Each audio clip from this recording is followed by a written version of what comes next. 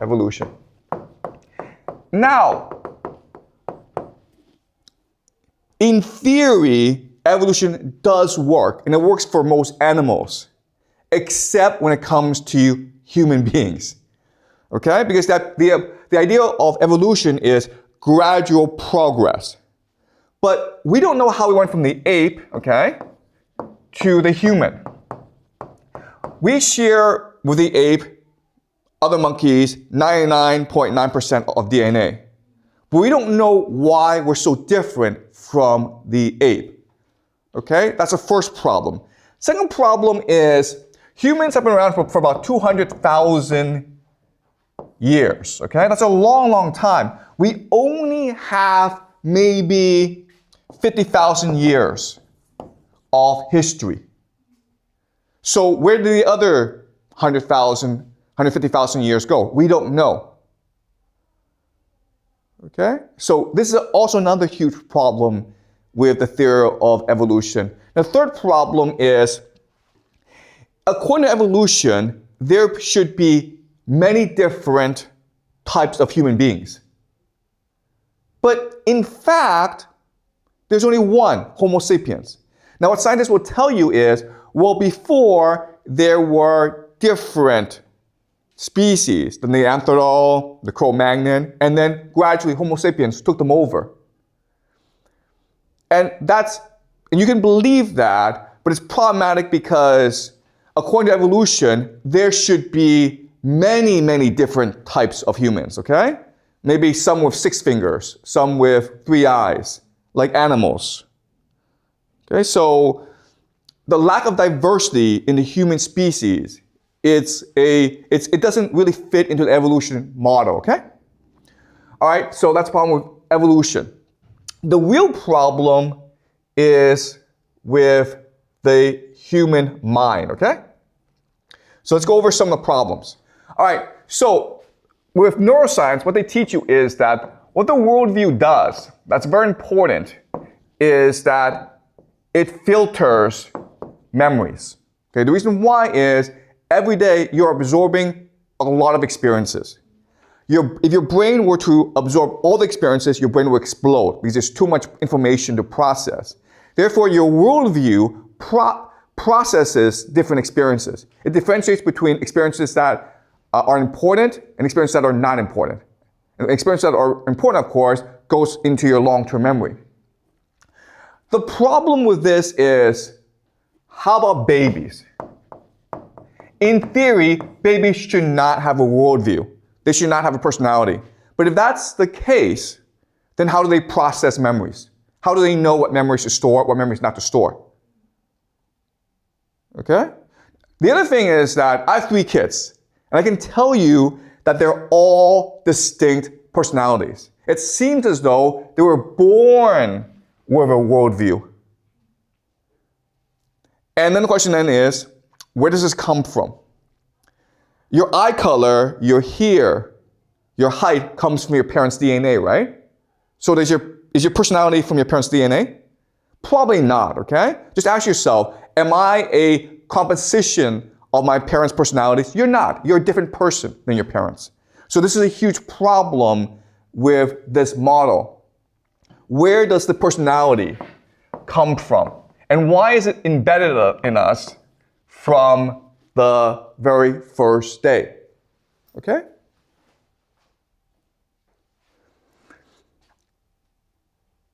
What's more problematic is how we think. Consciousness.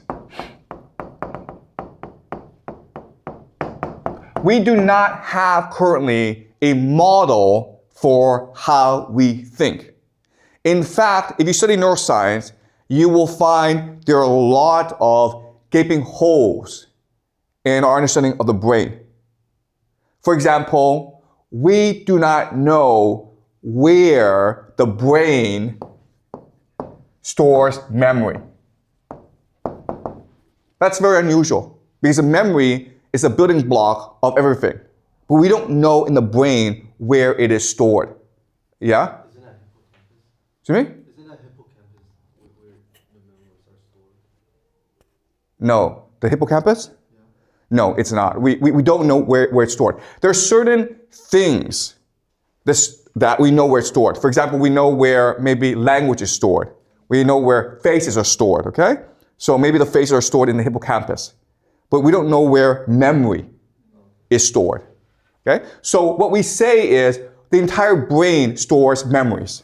But that's another saying we don't know where it's stored, all right? So the other thing is that our current model of the brain, it's like a city, okay? Think of the brain as a city. And what makes the brain work are the roads, or what we call the synapses. When they hit each other, it creates electricity. And that's where we think that how thought is generated, okay? But this is problematic because we think a lot, okay? So let me give you an example of this to clarify. Now, in science class, you're taught the scientific method.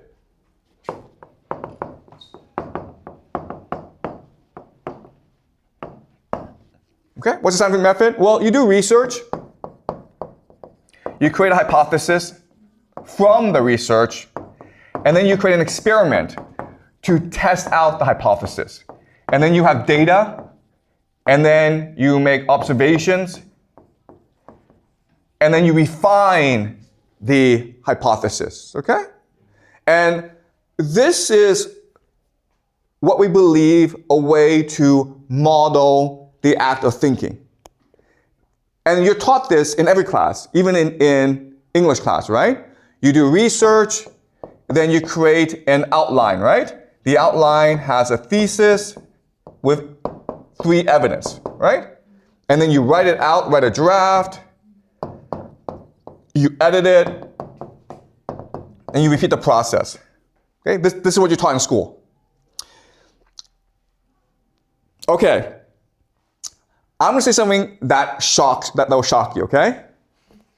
This is what you're taught in school. This is what you believe works. But as someone who is much older than you are, as someone who actually thinks for a living, who teaches for a living, who writes for a living, I'm going to tell you, how you actually think is the complete opposite. Okay? So what happens is you actually think or imagine the story or the idea to begin with, okay? And then you start working backwards to create the process.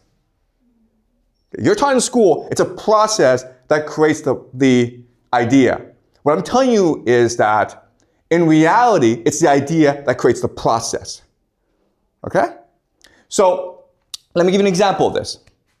If you look at every major scientific discovery, it all came to the person in a dream or when or it sort of popped into that person's head. Okay? It's just think of a light bulb popping up, okay? So an example is Albert Einstein. Albert Einstein created his theory relatively not in a laboratory, not by doing research with other scientists, but simply by sitting in a patent office every day and just daydreaming. And then, boom, the idea came to his head. He's like, okay, now I have this idea. Now what he's going to do is go back and look for the evidence to support his idea. Yes? Hypothesis is like an idea. Okay. Is a hypothesis the idea? Okay. No, the hypothesis is the assumption. Okay? What I'm trying to tell you is this. What I'm trying to tell you is the idea or the final product comes first. Then you go backwards. Okay? And you create the draft. Then you create the outline. Then you do the research. Okay? Now, I know this sounds weird, but let me give more examples. James Watson came up with the double helix model of DNA. How he did this was he spent years and years working to figure out how DNA worked. And then, boom, one day he had a dream of a staircase, a double staircase. And he's like, maybe that's the model I need to use. And then he started to do more research and he discovered, hey, this works. Okay? But the question then is, how did that get into his head? Okay, let me give you another example. I write books, and I've written 3 novels. And you won't believe this, okay? But my wife is here, and like she knows how I work. You would think that when you write a book, you would spend every day at the desk and read books, take notes, and then transform it into a book, right? I don't do that. What I do is I lie in bed and I might play some video games or I might read a book, okay? I get up, I walk to the park, and I come back and I have all these ideas. And I write down all these ideas over 1 hour, 2 hours on the computer, okay? And then I'm exhausted. I've run out of ideas. And I'm like, okay, tomorrow, what am I going to do if I have no ideas? I can't write anymore. But what happens is the next day I get up and I have new ideas. And I write it back and I write it down again, okay? So it's not like I am generating these ideas. It's more like I'm receiving these ideas. If you actually watch me work, it is almost impossible to think that I actually do any work because I'm always like lying around or walking around or daydreaming, okay? My wife tells me that when I write or when I work, it's like I'm possessed. I'm possessed by something, okay? Meaning like I don't see anything and I really don't know what other people are doing because I don't care. I don't care because I'm focused on my work, okay? Also, I'll give you another example, the way I teach. Now, when you see me teach, you think, oh, you must have a script. You must have outlined the class. I don't do that. I have a conception, I have a framework in my head. I come to class and I teach. How do I teach? I watch your observations. I watch your facial expressions. And based on your responses, I then start to flesh out the framework. And how do I do that? Because I'm always accessing a higher force. And I'm receiving this information that I can then articulate to you in class. And that's why if you have been with me for a long, long time, 10 years, you will know I've never taught the same class ever. You can go on YouTube and watch all my videos. I teach this class different each time. Because each time, what I'm doing is I'm channeling a higher force and bringing it to you. But it is a conversation. It's a dialogue. And it's no different from reading a book or seeing a great painting, okay? Each experience is unique because a painting or the book, it's almost like a platform for you to experience the divine or higher power. Okay? When you read a great book, that's literally what you feel. You feel as though you are in conversation with the universe. And this book is really a portal into the universe. Okay? If you read a great book, I'm not sure if you had read a great book. Okay? So if you want to really be creative, you have to trust the universe. If you really want to destroy your creativity, you follow this system. Okay? So what I'm telling you, and I know this is going to be weird, but school, it destroys your creativity because it teaches you a process that does not work. No scientist in the history of humanity has ever come up with a great idea using the scientific method. I guarantee you.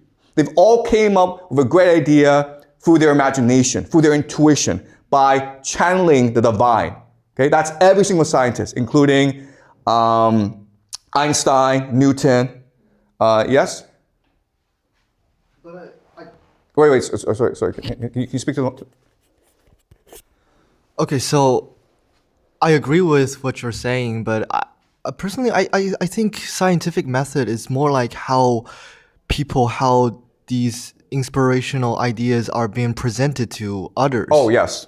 Yeah, good point. Exactly. That's exactly correct, okay? So I use scientific method in order to convince other people that I'm correct. You're absolutely correct. Because if I told people, oh, I had a dream, well, like, it's not convincing, okay? So the scientific method, it's a way for us to communicate and spread ideas. You're absolutely correct. Okay? But as I say, you will never, ever have a great discovery by following the scientific method. You have to have an inspiration. And then you use the scientific method to explain your inspiration to other people. Okay? Yeah? And another thing is that I think how people absorb ideas or like how you wrote a book is based on your, at least some of the points are based on your experience, because let's just say a person has born and he never, like, he has no knowledge and he has no experiencing on anything, and I don't see the possibility for him to just observe this energy out of nothing. Okay, you're exactly correct. Yes. And I'll explain this as we move on, okay? All right, but I want to show you there's lots of issues with how the scientific method is taught in school, okay? So, but are you guys clear? All right, but that's a good point. Let me continue. All right, so let me continue. We have so much evidence that we communicate with a higher power all the time. All right, so let's go over some of the evidence. Okay, the first piece of evidence is near-death experiences, NDEs. Near-death experiences are when you almost die, okay, or you're dead for like 10 seconds or 10 minutes, who knows. But there are thousands, tens of thousands of these testimonies on YouTube, and they all say the same thing. When they die, they see a tunnel, and at the tunnel, there's a light that draws them. Okay, they go, and then suddenly they are high up, and they feel tremendous love, peace, forgiveness, compassion. It's all good. And then they submit to a life review. They have a chance to reflect on their entire life. They can see all the pain they caused. They can see all the good they've done in the world. And then they're asked by a higher force, and it's like God or an angel, but like there are different interpretations, okay? Do you want to go back? And they always say, yes, I need to go back. Why? Because I need to tell people about my experience. And they come back extremely changed people. And again, these are people who don't know each other. And maybe before they were atheists or just scientists. But once they have these experiences, it changes them forever, okay? So near-death experiences, we have problems explaining why this is the case. Second is the idea of psychedelics. Okay. Okay, psychedelics. So throughout human history, every culture has used psychedelics because psychedelics were a way for shamans or priests to access the divine. And what's really interesting is when you use a certain type of psychedelic, you end up seeing the same images regardless of who you are. Okay? And that's why civilizations throughout human history, what's amazing is if you go back to the ancient past and you look at different civilizations in different parts of the world, they have very similar statues and paintings, okay? So what's a very common motif is the idea of the cosmic serpent. For whatever reason, every early civilization has worshipped a serpent, or the serpent is a very important part of their culture. And it's possible that when they're on psychedelics and they're meditating, they see a serpent talking to them. And they see that as the serpent of life, okay? And also, what's really interesting is the serpent, it looks like the DNA. Right? Okay, so that's really, really interesting. Okay? Meditation. When people meditate, when you go up to a higher dimension, you end up having the same experience as psychedelics and near-death experiences. Also, great books. I myself have never done psychedelics. I obviously can't go back in the past and study these civilizations. I never had a near-death experiences, but I've read Dante, I've read Milton, I've read Homer. I've studied them very, very closely. And what's amazing to me is they say the same things. When Dante, in his Divine Comedy, when he describes the universe, when he describes God, when he describes the heavens, it's almost as though he's describing a near-death experience. Even though we have absolutely no evidence that Dante himself had a near-death experiences. Okay? So this is shocking. Okay, so there's a lot of evidence that there's a higher force beyond us. So the spirit world does exist.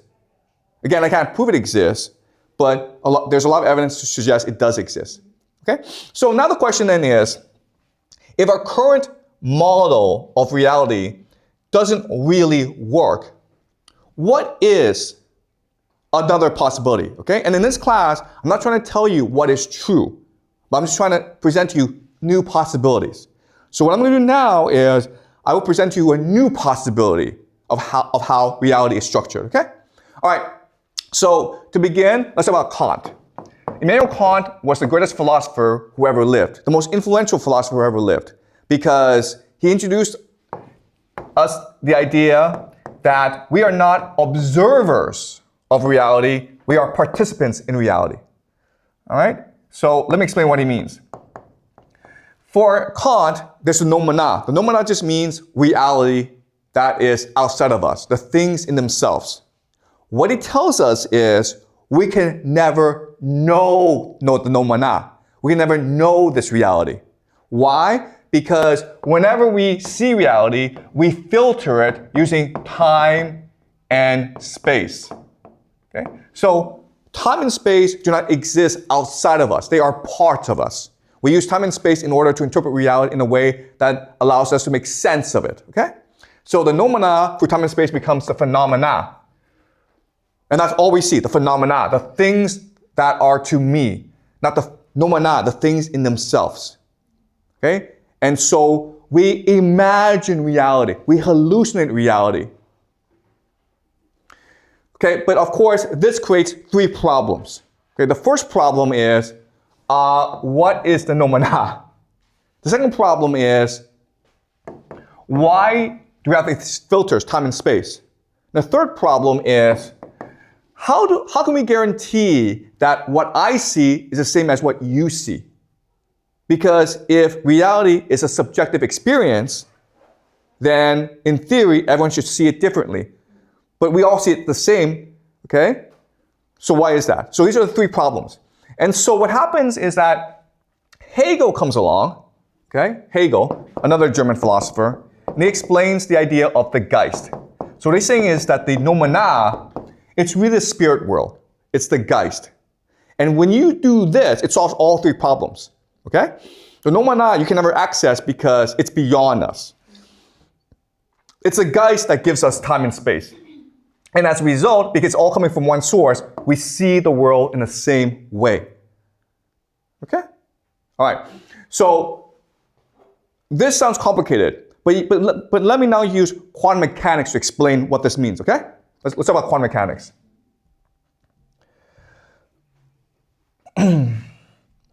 Okay, so in science class, you're taught the Niels-Bohr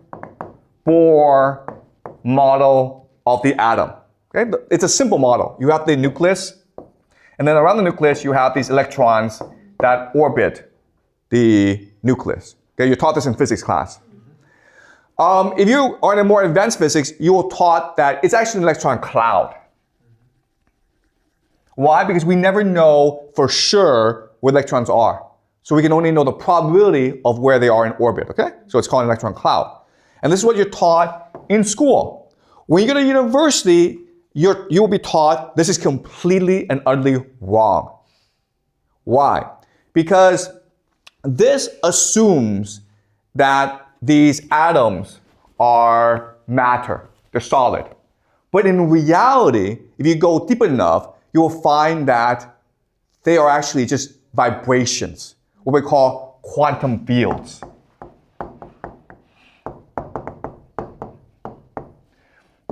And they are just vibrations.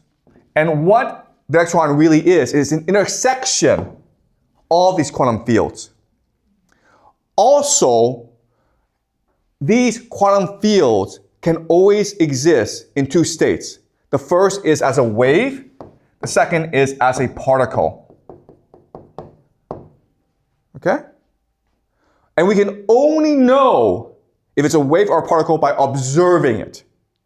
And this is what's called a wave function collapse.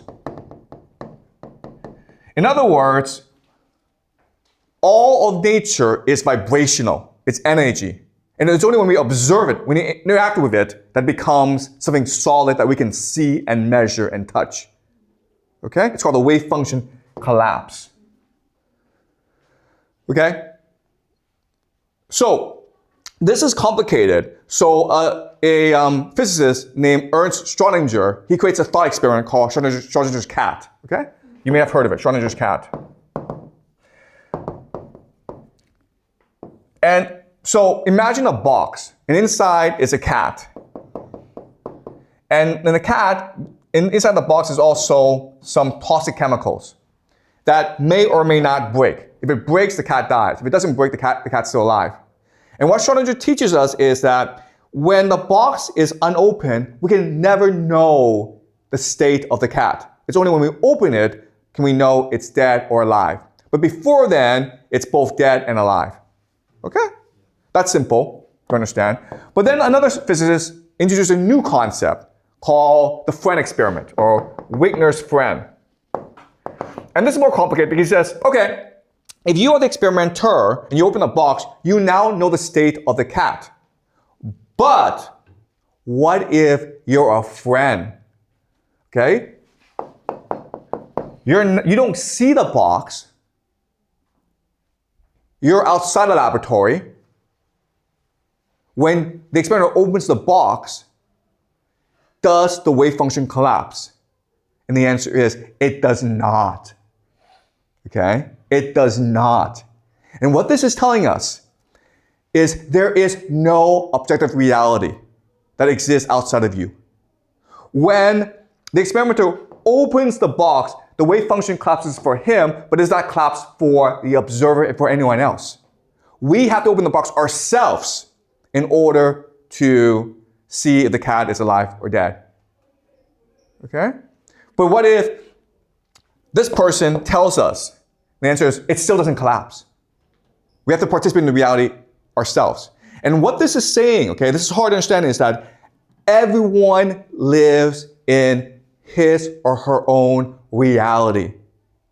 Everyone has a unique universe onto himself or herself.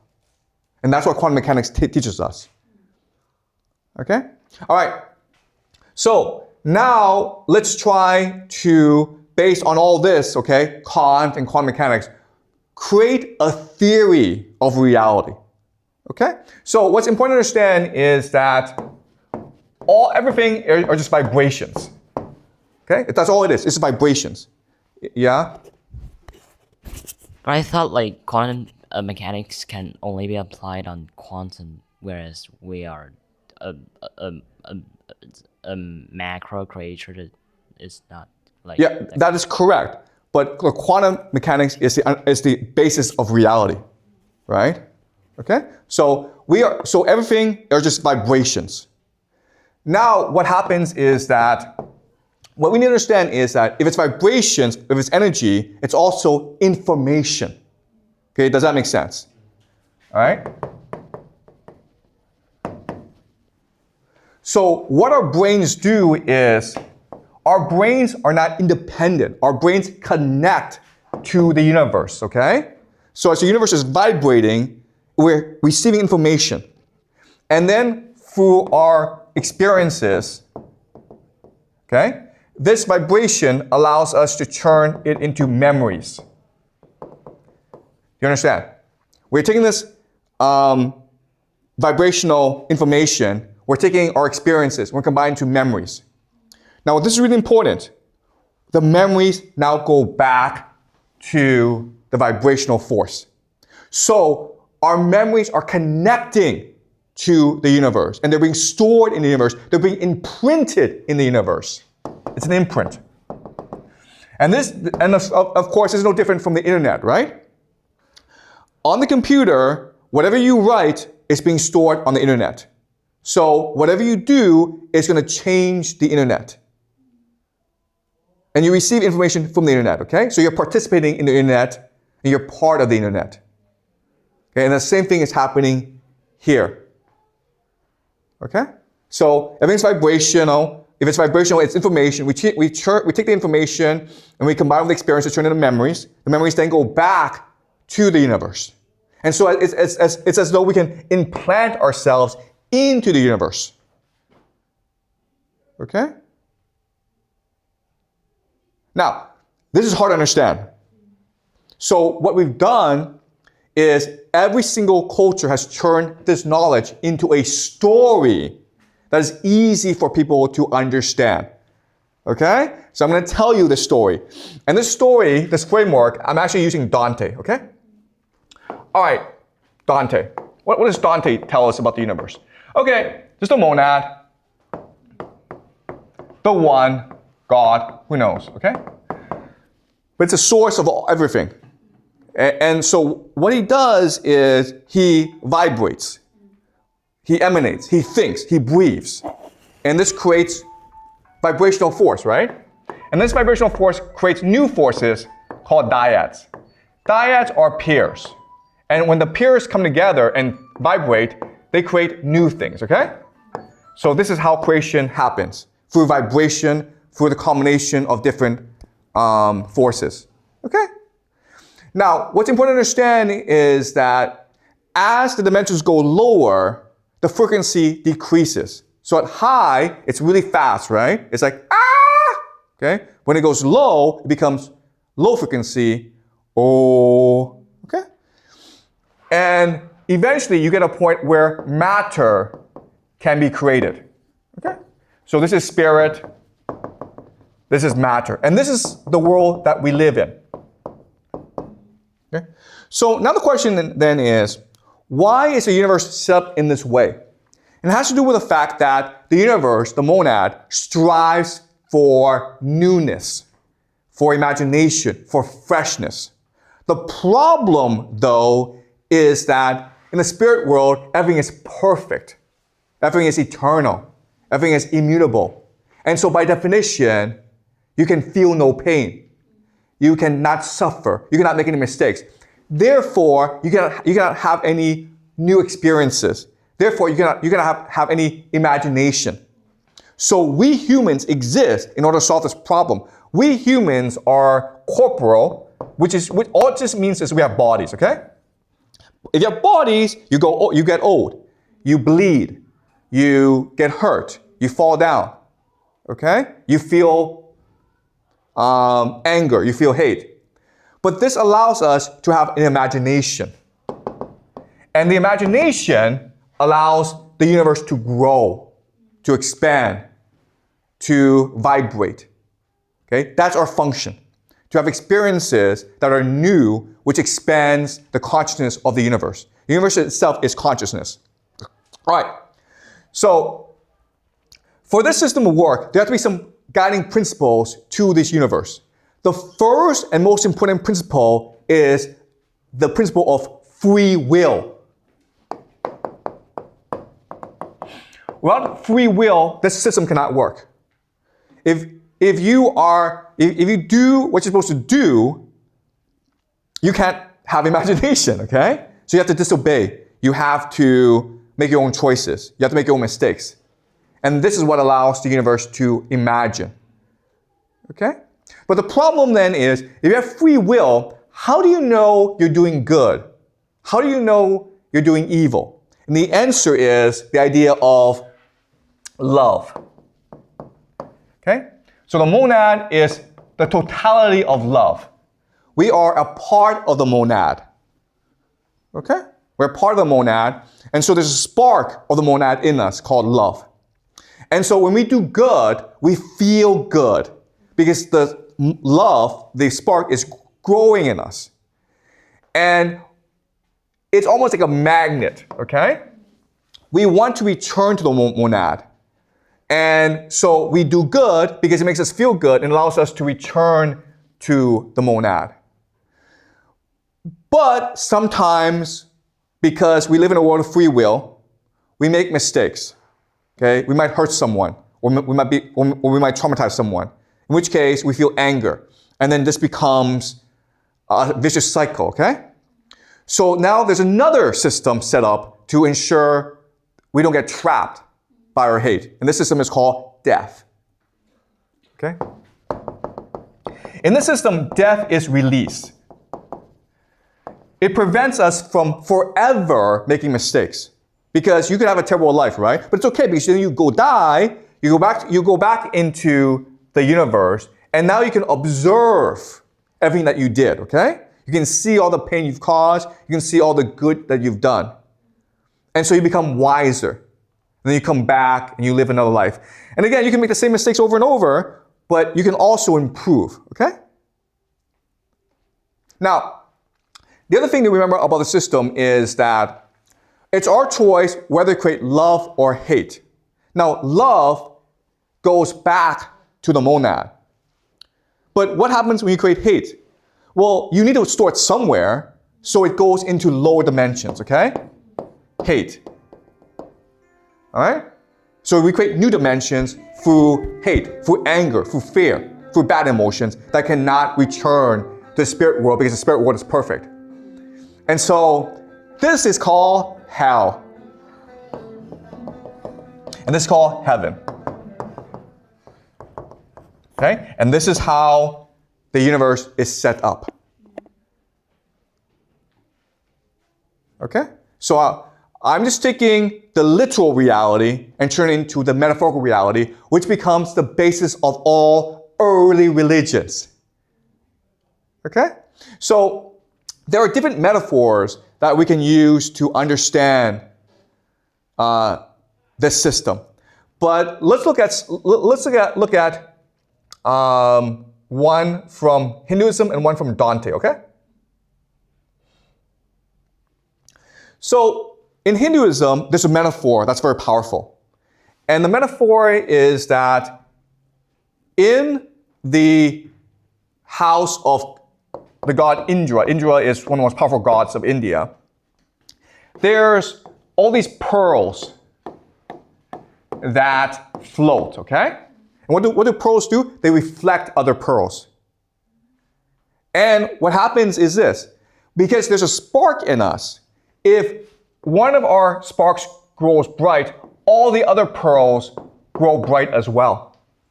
Okay? So literally, because God is inside of you, because there's a spark inside of you, because you're capable of love, when you do love, you're capable of changing the entire universe.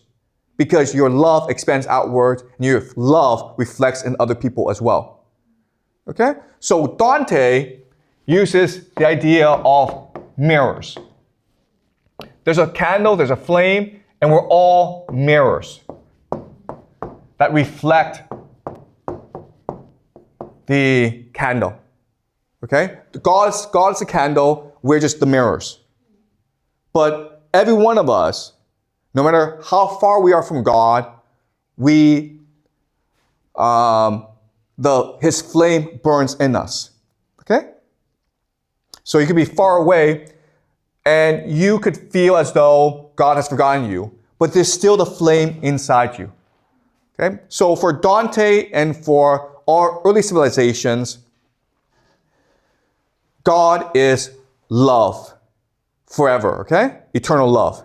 But God is also eternal compassion, eternal forgiveness. God will never forgive you.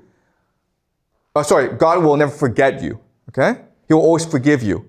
But you have to believe in God to return to God. You have to live a life of righteousness, of love, of compassion, of imagination if you want to return to God, okay? So that's how the universe is set up. We are here. Our divine mission is to expand the consciousness of the universe. And we do that by embracing love and by imagining the world to be a better place.